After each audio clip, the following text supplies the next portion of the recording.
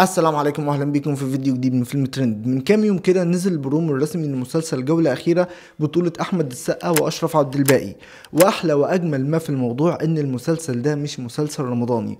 المسلسل بتاعنا هو مسلسل قصير مكون من 9 حلقات، وهيتعرض على منصة أمازون برايم فيديو. هيتعرض يوم 25 يناير اللي جاي.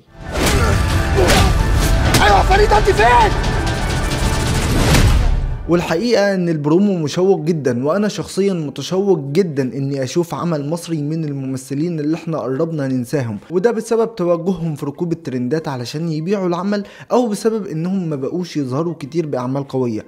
الاعمال اللي احنا مستنين انها تدينا الحماس والتشويق المطلوب اننا نتفرج على العمل ده. ولكن جولة اخيرة بيقرر يبعد عن الدوشة دي كلها، وقبل زحمة مسلسلات رمضان اللي كلنا عارفين انها مسلسلات كوميرشال بتتعمل علشان يعملوا من وراها شوية فلوس وخلاص على كده. لكن هنا مسلسلنا مسلسل قصير مكون من 9 حلقات، وواضح من البرومو ان في قصة واحداث قوية هتتحكي لنا، مش مجرد قصة كمان عن ملاكم MMA. فقصة المسلسل ببساطة بتتكلم عن طبيب اسمه يحيى بيعشق رياضة MMA، فبيقرر انه يكون ملاكم MMA، وعنده حلم نفسه يحققه انه يفوز ببطولة العالم في رياضة MMA. ولكن قبل ما يشارك في البطولة دي بيكتشف انه مريض زهايمر. فهنا في صراع مش طبيعي، لان في ازدواج في الشخصية هنا ما بين كونه طبيب وبين كونه ملاكم، واللي هيبوظ الدنيا دي كلها هو مرضه بالزهايمر. يحيى المفروض انه مع ازدواجه ده هيحصل له تشتت في التعرف على نفسه، ولما يدرك انه خلاص مريض زهايمر بيحاول انه يكون ذكريات جديدة مع بنته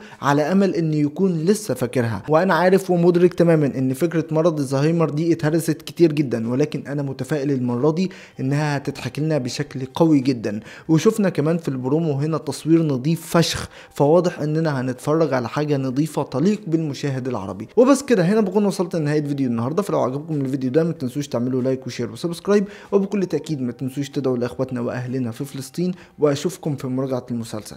سلام.